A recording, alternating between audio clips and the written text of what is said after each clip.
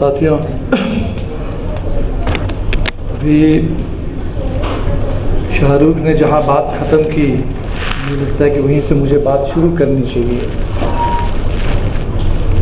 हमारे जो भी साथी इस समय जेल में हैं, उमर खालिद हो, खालिद सैफ़ी हो, गुलफिशा हो और तमाम दिल्ली दंगे के फर्जी मुकदमे में या भीमा कोरेगांव के फर्जी मुकदमे में या इसी तरह के ढेर सारे फर्जी मुकदमों में अलग अलग राज्य में,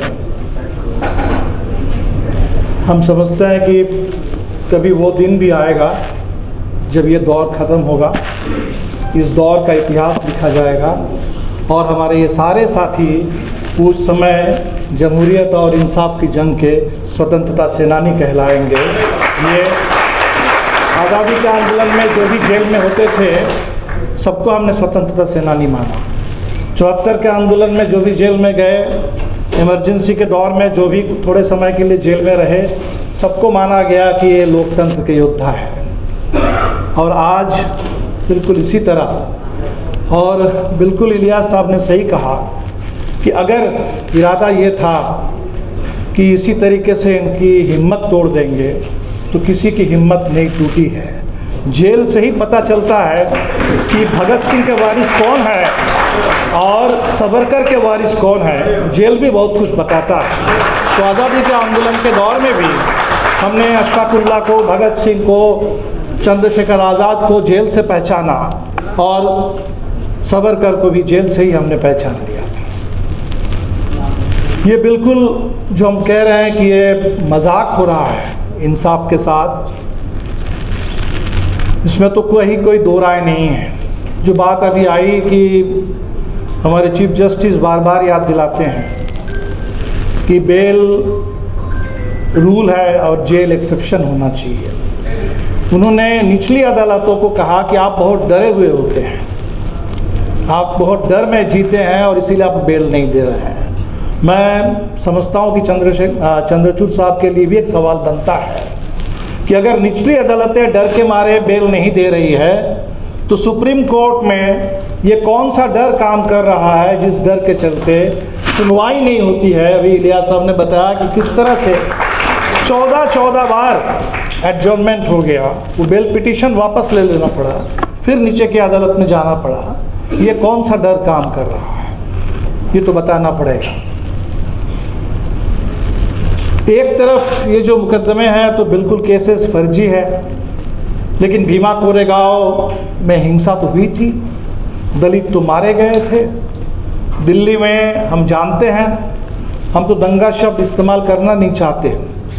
ये जहाँ भी जब भी हम दंगा कहते हैं तो लगता है कि दोनों तरफ से कुछ मारपीट हुई और दोनों तरफ से लोग मारे गए हैं। कुछ हिंदू ज़रूर मारे गए दिल्ली, जिसको हम दंगा कहते हैं। आमतौर पे जो भी हुआ है ये सारे कम्युनल कार्नेजेस हैं देश में, और कम्युनल शब्द का भी एक ही मतलब बन गया है, एंटी मुस्लिम। इस देश में जब आमतौर पे हम कम्युनल कहते हैं तो उससे पता नहीं चलता है, तो साफ साफ बिल्कुल खुल के बोलना चाहिए कि ये एंटी मुस्लिम कार्नेजेस वो गुजरात में भी, वो भागलपुर में भी, और आज के दौर में छोटे बड़े जब जहाँ हो रहे हैं। ये बात बिल्कुल सिस्टमिक है और सिर्फ इसी दौर में शुरू नहीं हुआ। हम तो उस पार्टी से हैं, अभी भी हमारे साथी टाडा में जेल में बंद है बिहार में। जब टाडा ख़त्म हो गया, टाडा लैप्स कर गया, ख़त्म हो गया, मान लिया गया कि टाडा एक ऐसा कानून है जिसका शायद उपयोग तो हो ही नहीं सकता, दुरुपयोग ही हो सकता है, जिसमें कहीं किसी टेररिस्ट का कन्विक्शन नहीं होता है, लेकिन ट्रेड यूनियन आंदोलन करने वाले, किसान आंदोलन करने वाले, उन्हीं को फंसाया जाता है।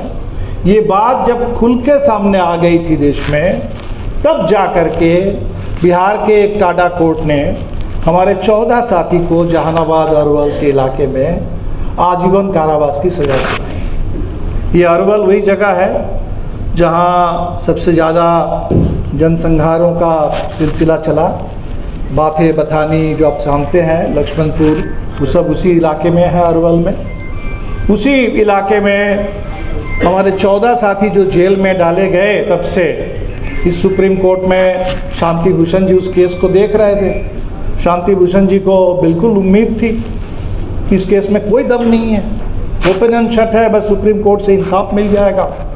और वो दौर था 2001 के बाद, 2001 में 9/11 के बाद, हमारे यहाँ भी पार्लियामेंट पर हमले के बाद, जैसे ही सुप्रीम कोर्ट में बात आई कि टाडा का केस है, कुछ सुनना ही नहीं है, सुप्रीम कोर्ट ने सीधा उसको खारिज कर दिया था उस समय। और उन 14 साथियों में मेरे ख्याल से 8 साथी जेल में रहते हुए गुजर गए हैं, अभी 6 साथी अभी भी जिंदा हैं। ठीक जैसे फादर स्टैन स्वामी को हम लोगों ने देखा, और गुजरने से पहले उन्होंने एक बहुत ज़बरदस्त बात कही थी। उन्होंने कही थी कि भाई सच कहने के लिए अगर कीमत चुकानी पड़ेगी तो मैं कीमत चुकाने के लिए तैयार हूँ। मैं समझता हूँ कि हमारे जो भी साथी आज जेल के अंदर हैं तो बिल्कुल इसी स्पिरिट के साथ जेल में हैं और लड़ रहे हैं। इसका जो लीगल पहलू है उस पर तो बहुत बातें हुई। मुझे लगता है कि हमें हमारे हिस्से की बात करनी चाहिए।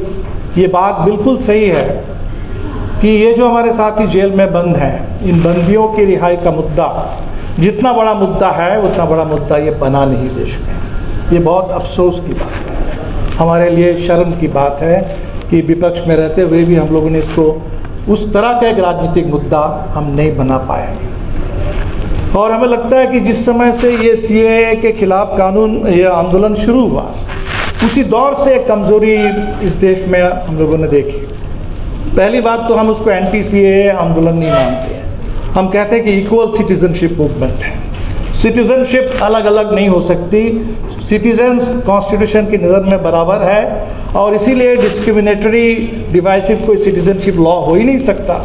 और इसलिए वो जो आंदोलन था वो याद दिलाने के लिए, संविधान को भी अपने उसूल पर खड़ा करने के लिए, वो संविधान की रक्षा का आंदोलन था, इक्वल सिटीजनशिप आंदोलन था। और हमने उस दौर में भी हमने ये कोशिश की, बहुत ज़्यादा सफल तो हम लोग भी नहीं हो पाए, कि इस आंदोलन को सिर्फ मुस्लिम कम्युनिटी का आंदोलन ना समझा जाए।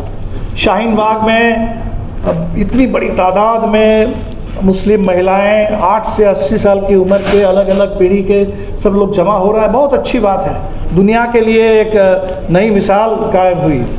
लेकिन उस दौर में भी उस ये आंदोलन में जो हम बाकी सेकुलर पार्टियों की जो जिम्मेदारी थी, जिम्मेदारी ये नहीं थी कि सिर्फ जा कर के शाहीन बाग में भाषण देना, जिम्मेदारी ये थी कि उन मुस्लिम महिलाओं के साथ हिंदू महिलाओं को भी ला करके शामिल करना, दलितों को भी शामिल करना, किसानों को, मजदूरों को भी शामिल करना। हमने कुछ कोशिश की और हमें एक हद तक सफलता बिहार में मिल पाई थी।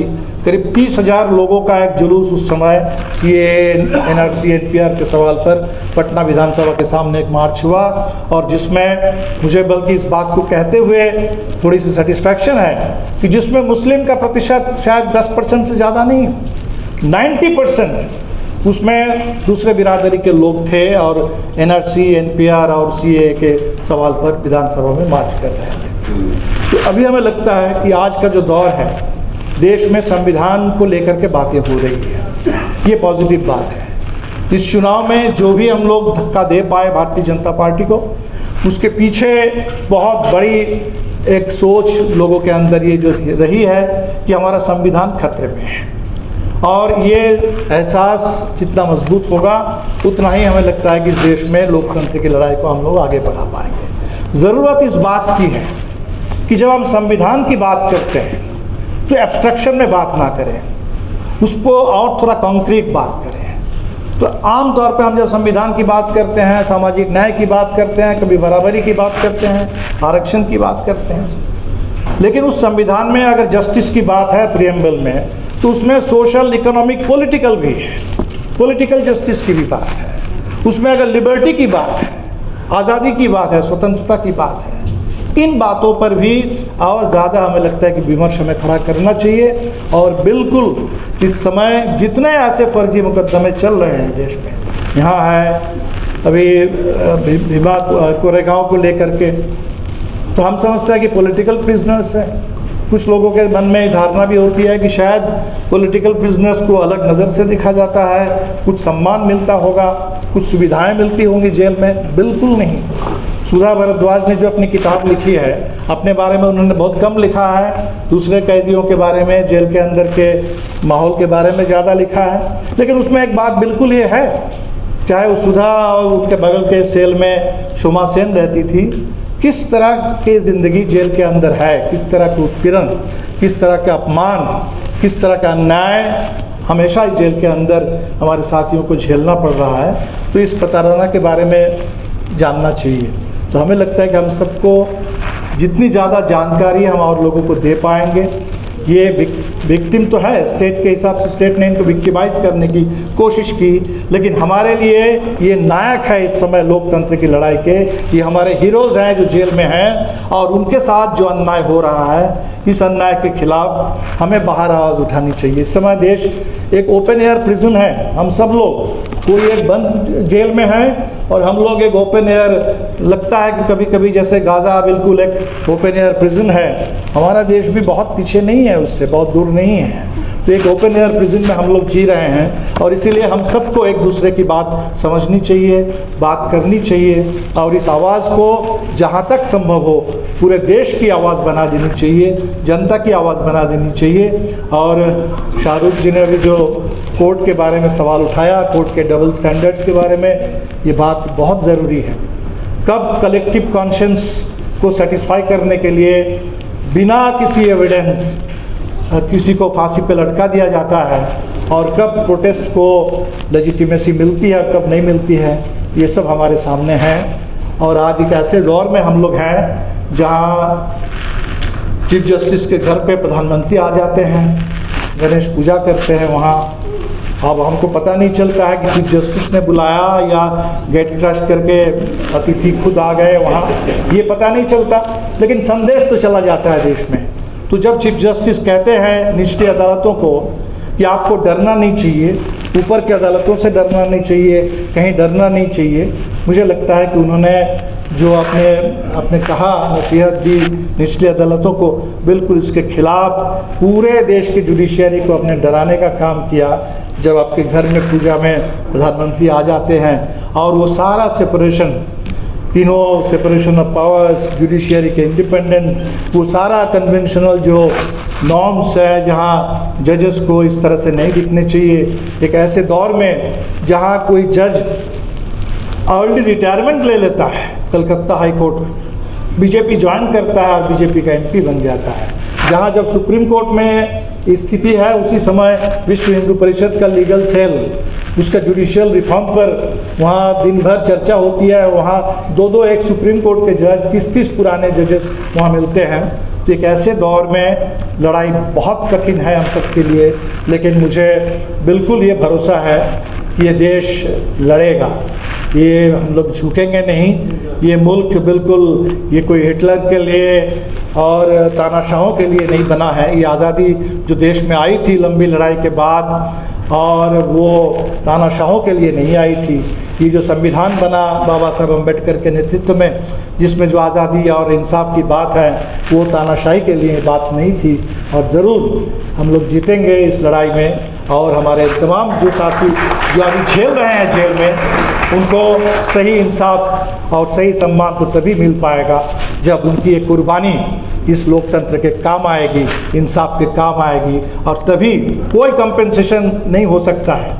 अगर 15 साल बाद भी किसी को अगर आप छोड़ दें तो उसका कोई मॉनेटरी कंपेंसेशन नहीं होता है, इसका कंपेंसेशन एक ही होगा, वो पॉलिटिकल कंपेंसेशन होगा। वो कंपेंसेशन नहीं है, वो पॉलिटिकल विक्ट्री हमें चाहिए इस देश के लोकतंत्र के लिए। बहुत बहुत शुक्रिया आप साथियों को।